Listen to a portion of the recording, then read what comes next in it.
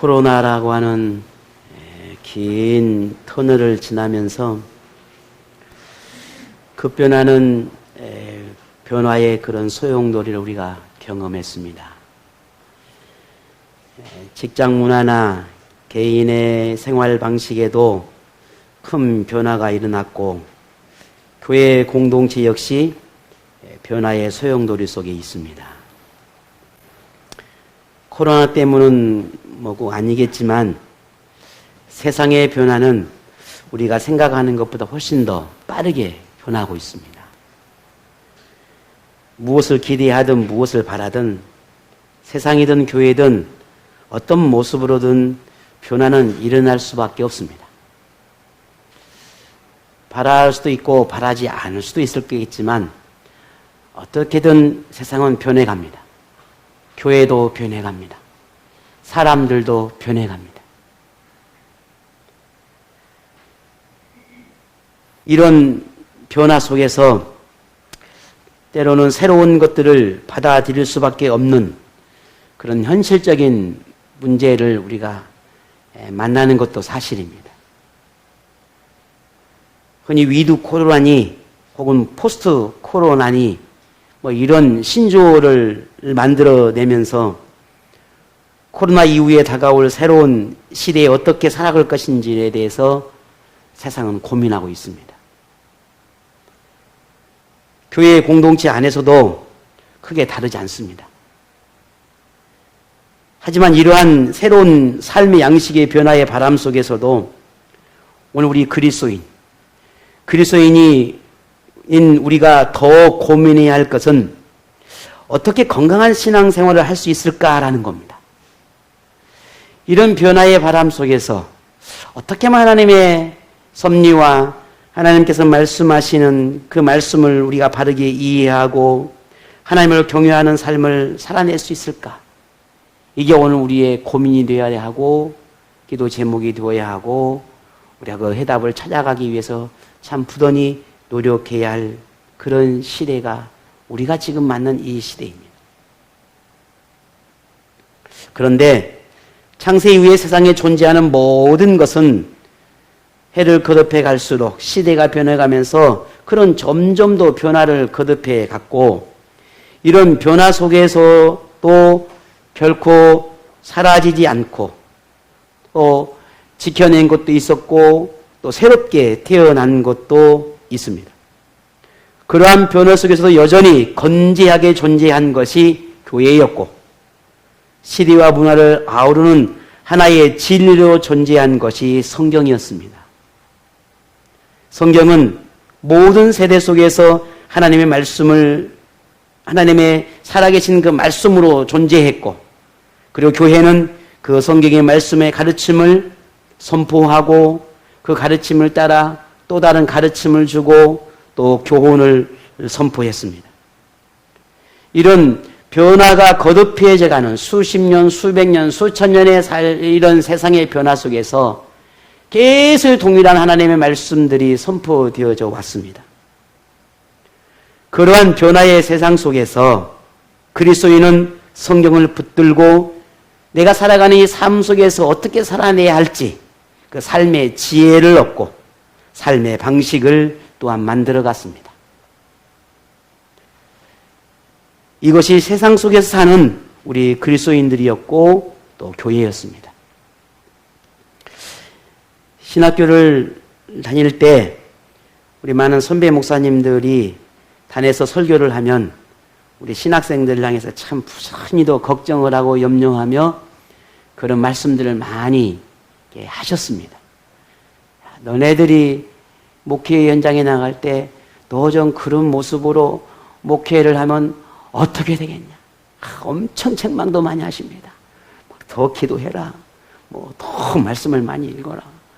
아무튼 그런 목사님, 선배 목사님들의 조언은 참 칭찬보다는 그렇게 많은 꾸지람들을 하시곤 했습니다. 이제 벌써 세월이 많이 흘러서 제가 목사가 된 지가 참 수십 년이 흘렀으니까요. 그런 세월이 흐르고 지금의 시대에서 우리 후배 목사님들을 보면 똑같은 반응을 제가 하게 됩니다. 야, 어떻게 그렇게, 제가 잘해서가 아니라, 그럴 만한 능력이 있어서가 아니라, 똑같은 말을 하게 되는 거예요.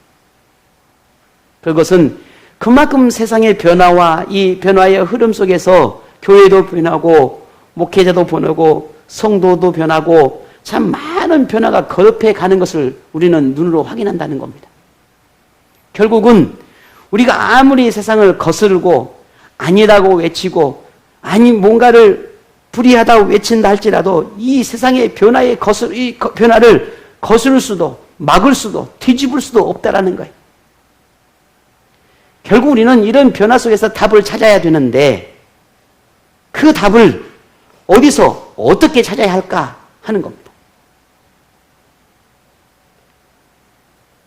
오늘 우리는 세상을 살아가는, 세상 속에서 살아가는, 세상과 더불어 살아야만 하는 우리는 그런 그리스도인입니다. 우리 그리스도인이 내가 원하고 내가 바라는 꿈을 꾸며 살아가는 그 그리스도인은 결국 무너지고 결국 좌초된 배처럼 그렇게 무너질 수밖에 없습니다. 하지만 내가 꿈꾸는 세상, 내가 꿈꾸는 그 어떤 것을 바라는 것이 아니라 하나님께서 이 시대 속에서 지금 내가 살아가는 이 삶의 현장 속에서 하나님 나에게 무엇을 원하실까? 내게서 무엇을 말씀하고 싶어 하시는 걸까? 100년 전이 아니라 10년 전이 아니라 지금 나에게 앞으로 내가 만나야 할 세상, 내가 살아가야 할 세상, 내게 닥쳐올 이 세상을 내가 어떻게 살아가야 할까를 묻고 질문하는 것이 그리고 그 속에서 답을 찾아가는 것이 지금 우리가 해야 할 일입니다. 이제는 오늘 저와 여러분이 물어야 합니다. 우리 자신에게. 나는 이런 변화하는 세상 속에서 어떻게 그리스도인으로 살아갈 것인가 하는 겁니다. 변화해가는 이 교회 안에서, 변화해가는 교회 공동체 속에서 나는 어떻게 신앙의 삶을, 믿음의 삶을, 그리스도인의 삶을 살아갈 것인가. 나에게 하나님은 누구인가? 하나님에게 나는 누구인가? 물어야 합니다. 물론 이와 같은 이 모든 해답은 하나님과 나와의 관계 속을 통해서 나는 하나님이 어떤 관계를 맺고 있고 하나님 나에게 어떤 존재인지를 알아갈 때 우리는 이 모든 해답들을 찾아낼 수 있습니다. 이런 고민들, 이런 생각들이 이 코로나를 이제 어느 정도 안정되어 가는 이 시점에서 참 많은 고민들을 하게 됩니다. 그래서 지난 우리 이번 7월 한 달 동안은 조금 더 나은 그리스도인의 삶을 위해 하나님을 더 깊이 알아가고자 하는 그런 바람을 갖게 되었습니다. 그런 마음, 그런 생각들을 통해서 우리가 이번 7월은 좀 은혜의 달을 만들어 갔으면 좋겠다라고 하는 그런 바람을 갖게 되었고 우리는 지난 3주를 우리는 그렇게 보내왔습니다. 그것이 우리는 위로의 하나님을 만나게 되었고 희망의 하나님을 그리고 함께 하신 하나님을 우리가 만나야 한다라고 하는 이 세 가지의 하나님의 모습들을 우리 지난 3주 동안 살펴보았습니다. 자, 그러면 지난 3주 동안 말씀을 듣고 여러분의 삶에 어떤 일이 일어났습니까? 위로하시고 희망을 주시고 어느 곳에서든 함께 하신 하나님이라고 하는 이 놀라운 진리를 생활 속에서 우리가 경험했는가라고 하는 걸 우리 자신에게 물어봐야 한다는 겁니다. 나는 모든 내게 주어진 이 열악된 삶 속에서 하나님이 내게 위로하는 하나님으로 만났는가? 그 위로하는 하나님을 나는 보았는가?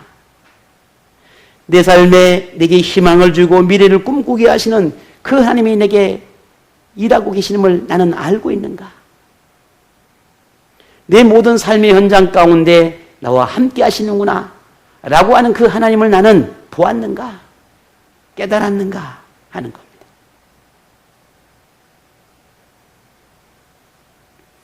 만일 하나님과의 관계가 더 깊어지고 하나님이 오늘 저와 여러분에게 어떤 분이라는 것을 깨닫게 되었다면 생활의 변화를 경험했을 것입니다.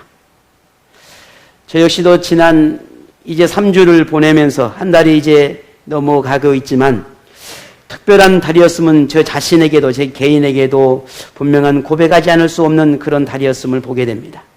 분명 하나님은 제 삶 가운데 위로의 하나님으로 격려하고 희망을 주시는 하나님으로 나와 함께 하신다라고 하는 이 놀라운 진리가 늘 함께 하셨음을 저는 보았고 또 많은 증거들을 저는 목격했습니다.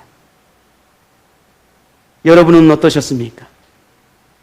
하나님이 저와 여러분의 삶에 어떤 존재인지를 알게 되었다면 우리는 분명 우리의 삶은 변화를 일어날 수밖에 없습니다. 이번에도 오늘 만날 이 하나님, 지난 한 달 동안 여러분이 만났던 그 하나님 평생 잊지 않기를 바랍니다. 그래야만 우리는 우리에게 허락된 이 미래의 삶을 또다시 계획하고 살아내게 될 것입니다. 오늘로 계획한 마지막 4주를 맞습니다. 성경이 말씀하시는 또 다른 하나님의 모습을 찾고자 하는데 그리스도인에게 하나님을 알아간다라고 하는 것은 참 매우 기쁜 일입니다.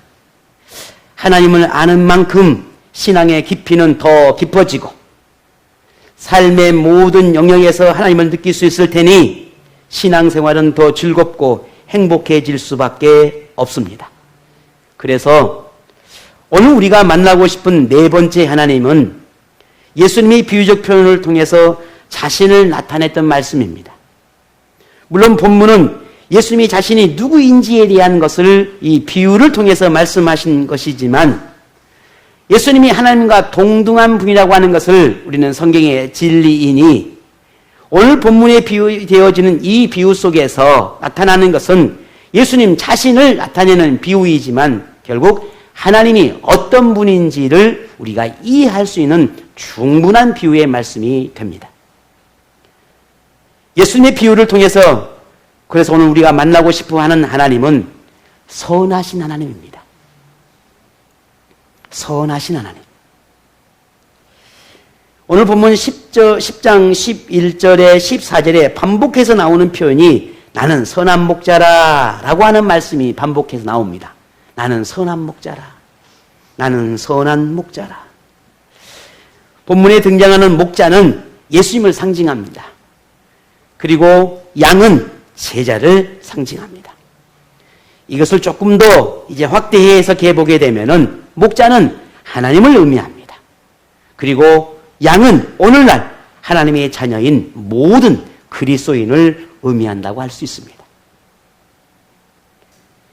오늘 예수님의 이 비유에 따르면 하나님은 선한 분이다 라고 말씀하시는데 왜 하나님을 선한 분이라 말씀하실까? 우리는 그 이유를 찾아야 합니다. 왜 예수님은 선한 분일까? 왜 하나님은 선한 분일까? 왜 우리는 하나님을 선한 분이라고 말할 수 있을까? 예수님은 선한 목자가 어떤 사람인지에 대한 비유를 들어서 두 가지 특징을 우리에게 말합니다. 그 중에 첫 번째 특징은 오늘 11절입니다. 우리 같이 한번 읽어보겠습니다.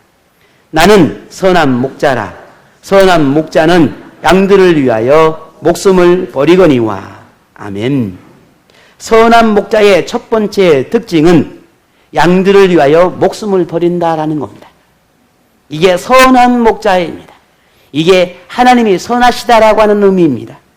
선한 목자는 양들을 위해 자신의 생명을 내어놓은 사람이라고 말합니다. 이것은 예수님의 십자가의 사건을 의미합니다. 하나님은 예수님을 인류의 구세주로 이 땅에 보내셨고 십자가의 죽음까지 계획하시고 그 뜻을 이루셨습니다. 이런 하나님을 더 깊이 이해하고자 할 때 우리가 절대로 놓치지 않아야 할 것은 하나님은 예수님을 이 땅에 보내신 분, 하나님은 예수님을 인간의 몸으로 구세주가 되도록 이 땅에 계획하고 보내신 분이라고 그 정도만 이해하는 것이 아니라 그 이상의 것을 우리는 찾아야 합니다. 그것은 십자가 위에 죽으신 그분이 예수님이 아니라 예수님만이 아니라 그 예수님과 동등한 분, 곧 하나님도 그곳에 계셨다라는 겁니다. 십자가에 계신 분은 예수님, 보여지는 예수님이 아니라 그와 함께 하시는 하나님도 우리가 보아야 합니다. 십자가의 보혈의 피를 흘리신 그 예수님은 인간의 몸으로 오신 예수님만이 아니라 그와 함께 하신 하나님도 우리를 위해 십자가의 보혈의 피를 흘리고 계신다는 겁니다. 죄인을 구원하기 위한 하나님의 방법은 거룩한 하나님의 이 생명과 죄악으로 더럽혀진 죄인의 생명과 바꾸는 것입니다. 하나님이 죄인을 위해 대신 죄값을 치르는 것만이 유일한 구원의 방법입니다. 그래서 하나님은 자신의 생명을 내어 놓으셨습니다. 하나님의 본체이신 예수님을 이 땅에 보내셔서 십자가에 매달음으로 죄인인 우리를 살리셨다는 말입니다. 이보다 더 위대하고 큰 사랑은 있을까? 없습니다. 요즘 종종 매스컴을 보게 되면 참 우리가 흔히 말하는 천륜이라고 하는 것들을 무너지고 파괴되어 가는 세상들을 봅니다. 물론 그게 하루 이틀의 그런 이야기는 아니나 이게 왜 그토록 이렇게 이런 일들이 많이 일어나는지, 물론 성경의 잣대를 보면 이게 종말의 증거라고 하는 건 당연한 이유인데, 부모가 자식이 부모를, 이건 있을 수 없는 일들이 비일비재하게 일어납니다. 이런 세상의 흐름 속에서 진정한 사랑이 뭔지, 진정한 하나님의 그 깊은 그 마음이 무엇인지를 우리가 어떻게 이해할 수 있을까? 참 이걸 우리는 어떻게 받아들일까라고 하는 그런 의문까지도 생기게 됩니다. 그런 사랑이 세상에는 없다. 누군가를 위해서 자신의 생명을 내어놓을 만한 그런 사랑이 세상에 있는가? 없다. 라고 외치는 세상입니다. 이런 세상 속에 하나님은 죄인을 위해서 자신의 생명을 내어놓았다는 겁니다. 이 사랑을 우리는 우리에게 성경을 통해서 가르쳐 주었고, 역사 속에서 예수님이 진정한 사랑을 우리에게 보여준 역사적인 사건을 통해 그 증언하고 있습니다. 그럼에도 세상은 말합니다. 세상에 진정한 사랑은 없다라고 말이죠. 그 놀라운 사랑, 세상의 모든 부인한 참 사랑, 그 사랑을 우리 하나님이 보여주셨고 지금도 여전히 그 사랑이 우리를 향해 흐르고 있습니다. 하나님을 선한 분이라고 말할 수밖에 없는 이유가 바로 여기에 있습니다. 하나님은 지금도 우리를 위해 무엇이든 하실 것이고 무엇이든 이루실 것이고 필요하다면 자신을 더 내어놓을 수 있는 그런 분입니다. 이러한 하나님이 오늘 우리의 하나님이고 우리의 영혼의 아버지이십니다. 이러한 하나님에게서 선하심을 이해하는데 다른 무엇이, 그 어떤 것이 필요하겠습니까? 오늘 나의 하나님, 우리의 하나님, 이 하나님은 참으로 선하신 하나님이십니다. 이 믿음이 오늘 저와 여러분 가운데 있기를 원합니다. 왜 예수님은 선한 목자라 하셨을까? 그 두 번째 특징을 14절에 이렇게 말하고 있습니다. 같이 읽어보겠습니다. 나는 선한 목자라. 나는 내 양을 알고 양도 나를 아는 것이. 아멘. 선한 목자는 양에 대해서 속속들이 안다라고 말합니다.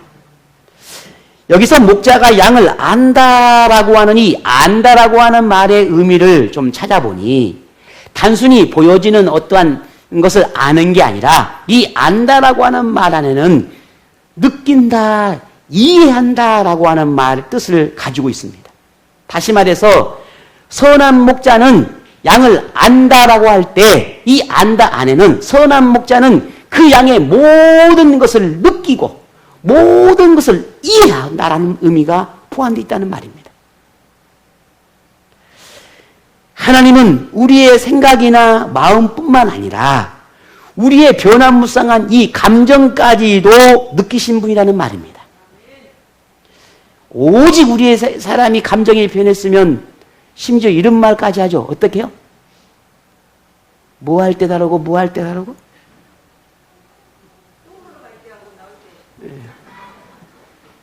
아침 다르고 점심 다르고 저녁 다르고 금방 다르고. 우리의 감정이 왜 그렇게 그냥 아주 뒤죽박죽인지. 우리의 생각도 마찬가지. 우리의 계획도 마찬가지. 하루 수십 번씩 바뀌어. 수십 번씩. 하나님은 그런 우리를 바라보시면서 이해하신다는 거예요. 그 감정들을 느끼신다는 거예요. 이게 하나님이라는 겁니다. 저도 우리 여러분도 다 우리 자녀들을 키우시잖아요. 저도 우리 새 아이를 키우면서 참 어떻게 그게 가능할까 할 때가 참 많습니다. 근데 가끔 어젯밤에 그랬죠. 우리 큰딸이요. 아빠 이러고 와서 점심 때 그랬나? 아빠. 근데 우리 아이가 아빠 찾으면 그 아빠 이 코맹맹이 소리가 그 아빠를 찾는 이유를 저는 압니다. 어제도 제 딸이 아빠 지금 뭐 이렇게 해달라고 하니까 어떻게 알았어요? 야 네가 아빵 부르면 야 그 아빵 소리만 하고 내가 안다. 하물며 보잘것없는 이 인간도 부모도 그 자식의 작은 마음도 다는 모르지만 그 작은 마음을 알아요. 근데 우리의 창조이신 하나님께서 우리의 마음을 우리의 생각을 모르시겠습니까? 압니다. 아는 정도가 아니라 느낍니다. 느끼는 정도가 아니라 다 이해하고 계십니다. 이게 하나님이십니다. 우리가 기뻐할 때 하나님도 기뻐하시고 우리가 슬플 때 하나님도 슬퍼하시고 우리가 행복해할 때 하나님도 행복해 하신다는 말입니다. 이토록 하나님은 우리의 모든 것을 똑같이 느끼며 누구보다 우리를 가장 잘 알고 이해할 수 있는 유일한 분이십니다. 하나님의 관심은 오로지 우리를 향해 있고 우리에게서 눈을 떼지 않는 그런 분이십니다.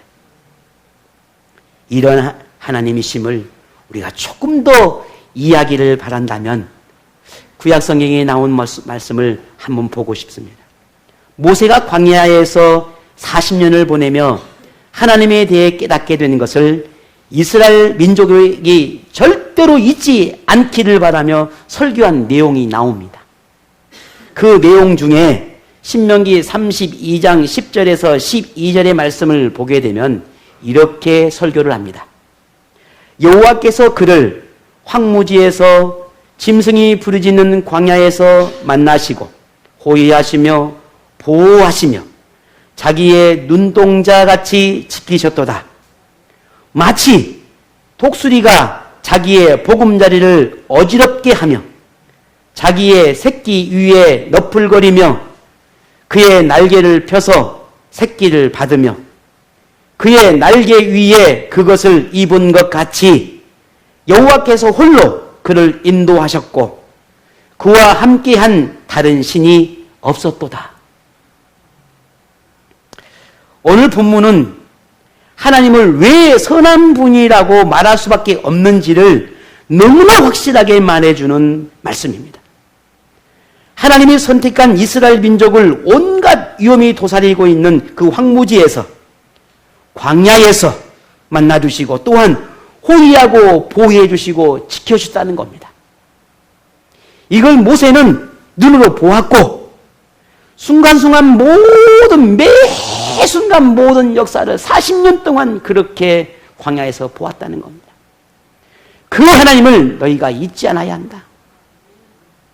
적과 꿀이 흐르는 그곳에서 풍요로워질 것이고 더 만족의 삶을 살게 될 것인데 그곳까지 너희를 인도한 그 하나님이 어떻게 너희를 광야에서 황무지에서 너희를 인도하고 지키고 호의했는지 그 하나님이 잊지 않아야 한다 라고 하는 이 설교를 모세가 하고 있는 겁니다.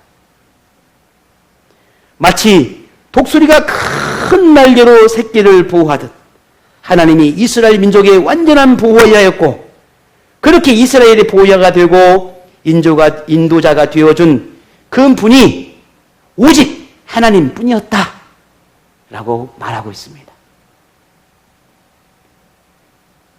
오늘 저와 여러분의 이 인생 속에서 진정한 우리의 보호자는 누구였습니까?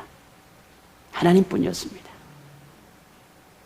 오늘 저와 여러분을 위로해 주는 분 누구였습니까? 하나님뿐이었습니다. 우리 인생의 희망을 보고 미래를 보게 하신 분이 누구였습니까? 하나님뿐이었습니다. 우리의 모든 삶의 현장 속에서 내 모든 감정까지도 만지시는 분이 누구였습니까? 하나님뿐이었습니다.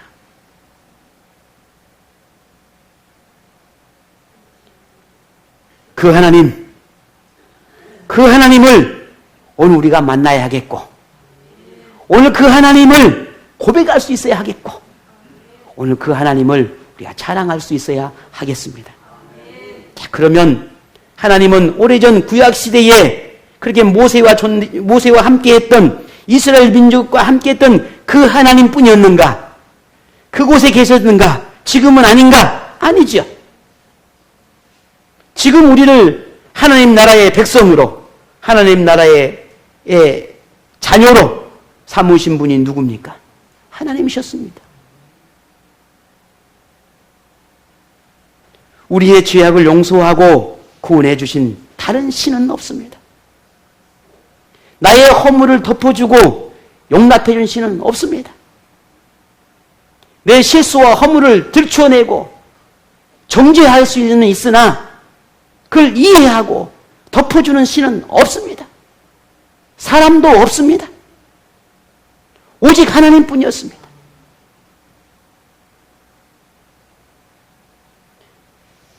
지금도 여전히 우리의 행복을 위해 모든 것을 내어주신 분은 하나님이 유일한 분입니다.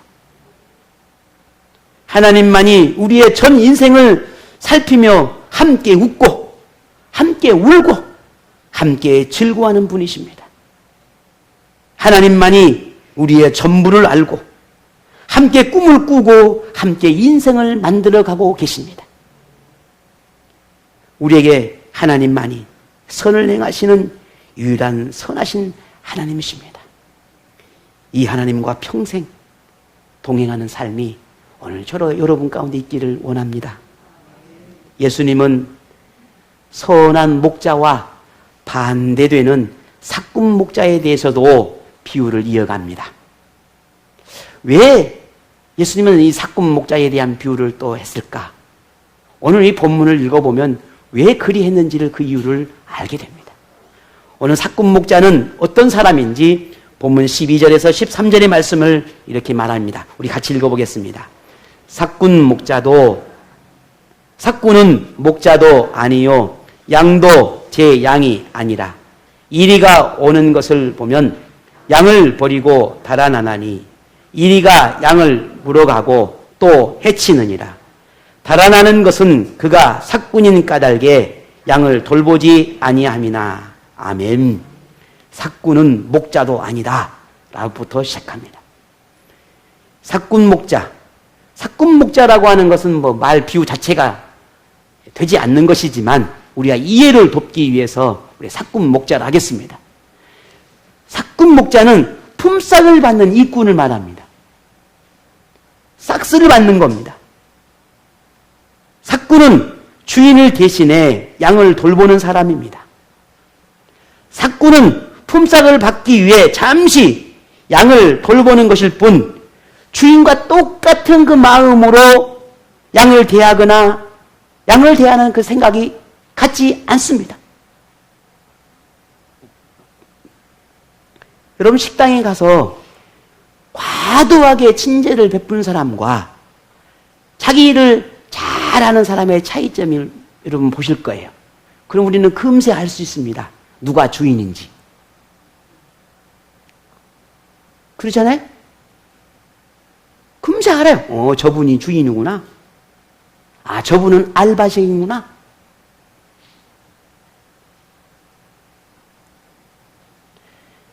교회 안에서도 마찬가지입니다.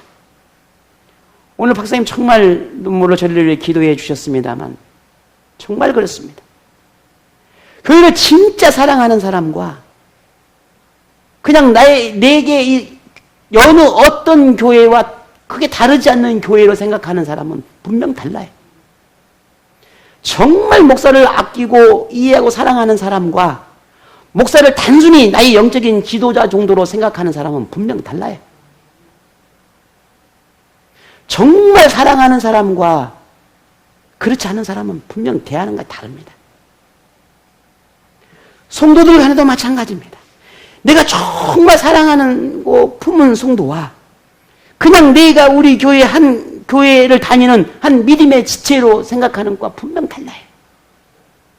다른 거예요. 오늘 싹군과 선한 목자는 같을 수가 없어요. 똑같은 현장에 똑같은 양을 다루고 있어도 같을 수가 없어요.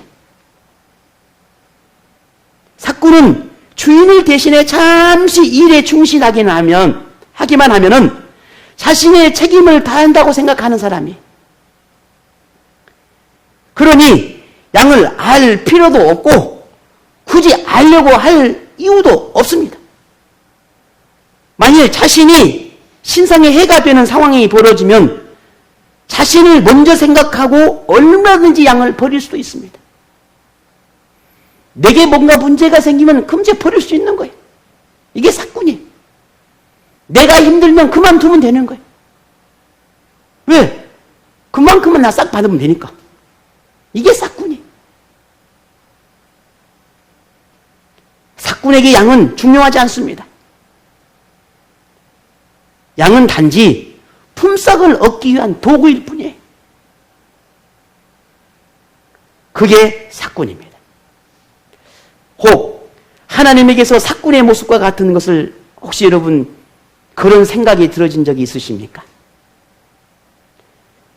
하나님에게서 만일 그런 오늘 본문에 보이는 삭군의 모습을 조금이라도 생각되거나 느꼈다면 그것은 오늘 저와 여러분이 하나님을 오해한 것입니다.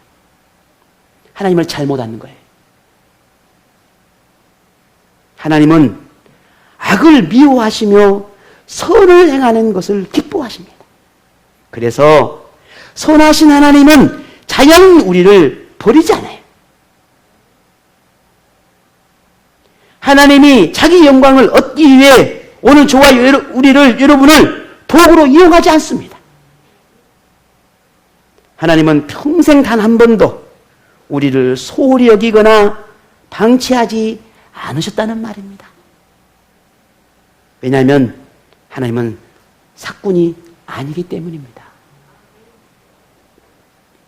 하나님은 선하신 분이십니다. 여러분 믿으십니까? 정말 하나님은 선하신 분입니다. 하나님이 선하시기 때문에 우리의 모든 삶이 이렇게 누리고 살아가는 거예요. 한 선하신 분이니까. 하나님 만일 삭군이었다면 우리는 이해 타산에 의해서 하나님을 움직일 겁니다. 하나님에게 영광이 되어지는 자는 내가 그를 돌볼 거고 하나님의 영광을 가리는 자면 내칠 겁니다. 삭군이었다면. 그러나 하나님은 삭군이 아니기 때문에 그것하고는 상관이 없어요. 왜? 내가 사랑하니까. 내가 돌봐야 하니까. 내 생명으로 바꾼 내 양이니까. 내 백성이고 내 자녀니까. 하나님은 자녀에게 선을 베푸는 것을 기뻐하십니다. 삶의 두려움이 엄습할 때면 오늘 우리에게 용기를 주었습니다. 유혹이 찾아올 때면 분별할 수 있는 지혜도 주셨습니다. 시험을 만날 때면 감당할 수 있도록 도와주셨습니다. 고난 중에 있을 때면 함께 힘겨움을 나눠주셨습니다. 인생의 고단함으로 지쳐 있을 때면 의지할 수 있는 든든한 버팀목이 되어주셨습니다. 그게 우리 하나님이셨습니다. 만족을 느끼지 못하고 목마름으로 허덕일 때면 자족하는 법을 가르쳐 주셨습니다. 눈이 어두워 보지 못하고 헤맬 때면 기꺼이 우리의 손을 붙잡아 주셨습니다. 교만과 아집으로 가득하여 제멋대로 천반직축한 모습으로 살아갈 때면 우리를 꺾은 것이 아니라 우리를 기다려주고 다듬어 주신 분이 하나님이셨습니다. 그 선하신 하나님이 우리를 그렇게 지금까지 선을 베풀고 계십니다. 세상은 비난해도, 사람들은 조롱해도, 친구는 떠나도 하나님은 항상 변함없이 우리 곁에 머물고 계셨습니다. 선하신 하나님은 항상 그렇게 우리를 위해 선을 행하셨습니다. 이게 우리의 아버지 하나님이십니다. 이제 오늘 저와 여러분이 이 선하신 하나님을 만나야 하겠습니다. 선하신 하나님을 만났다면 그 하나님을 지금도 변함없이 여러분을 위해 선을 행하고 계시다라고 하는 이 놀라운 사실을 믿으시기를 바랍니다. 하나님이 선하신 분임을 믿는다면 그 믿음을 흔들림 없이 붙드십시오. 그리고 그 선하신 하나님을 바라보십시오. 선하신 하나님을 경험하고 싶다면 그 선하신 하나님께서 말씀하시는 그 말씀에 귀를 기울이십시오. 그리고 그 말씀을 따라, 그 인도하심을 따라 주님을 따라가십시오. 그곳은, 주님의 말씀을 따라간 그곳은 평온함이 있고 쉼이 있고 풍족함이 있고 풍성함이 있습니다. 쉴만한 물가가 있을 것이고 푸른 초장이 있을 것이고 그곳에 하나님의 안식이 있을 것입니다. 그 말씀을 따르는 자가 그 모든 것을 누립니다. 하나님의 인도하심을 따르는 그 사람이 그 풍요로움을 누립니다. 선한 목자이신 하나님은 오늘 저와 여러분에게 그렇게 평온한 삶과 안전을 지켜줄 것이고 풍족한 삶을 누리도록 이끌어 주실 겁니다. 이미 오늘 저와 여러분을 위해 생명까지 내어주신 하나님이 우리를 위해 무엇을 더 못하시겠습니까? 사랑하는 우리 생명나무 우리 가족, 우리 지체님들, 지난 우리 7월 3주를 오늘 4주까지 함께 하나님에 대한 말씀을 나누면서 하나하나 여러분에게 그 만남이 있을 수 있고 그러지 못할 수도 있었을 것입니다. 그러나 더 중요한 것은 듣고 알고 깨달았다면 그 말씀을 붙드는 것입니다. 그 말씀을 붙드는 사람이 살 수 있습니다. 그 말씀에 가슴에 새기고 그 말씀을 따라 살아가는 사람이 살 수 있습니다. 그건 누구도 대신해 줄 수 없습니다. 누구도 그것을 대신해서 살려줄 수 없습니다. 우리는 하나님께서 내게 주신 이미 부어주시는 그 은혜의 말씀을 붙드는 것이 곧 내가 살아 숨쉬는 비결입니다. 하나님이 이끌고 내게 손을 내밀 때 그 손을 붙드는 사람만이 살아 숨쉴 수 있습니다. 그곳이 푸른 초장이고 그곳이 쉼이 있는 곳이기 때문입니다. 선한 목자이신 예수님과 선한 목자이신 하나님과 그분들 곁에 그 곁에 머무는 삶이야말로 가장 안전하며 가장 평화로우며 가장 만족을 누리는 삶이라는 것을 고백할 수 있는 오늘 저와 여러분이 되기를 원합니다. 오늘 이 하나님을 만남을 통해서 평생 하나님 안에서 쉼과 안식을 누리는 그런 복된 삶이 여러분 모두에게 일어나기를 축복합니다.